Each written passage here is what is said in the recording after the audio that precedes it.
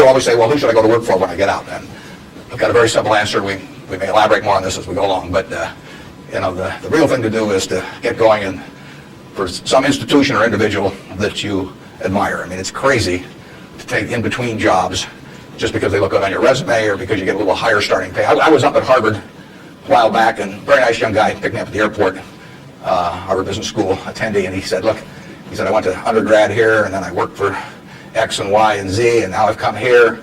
And he said, I thought it would really round out my resume perfectly if I went to work now for a big management consulting firm. And I said, well, is that what you want to do? And he said, no, but he said, that's the perfect resume. And I said, well, when are you going to start doing what you like? And he said, well, I'll get to that someday. And I said, well, I said, your plan sounds to me a lot like saving up sex for your old age. It just doesn't make a lot of sense. I told that same group, I said, go to work for whoever you admire the most. And I said, you can't get a bad result. You'll jump out of bed in the morning and you'll be having fun. And the dean called me up a couple weeks later. He said, what'd you tell those kids? He said, they're all becoming self-employed. So you've got to temper that advice a little bit.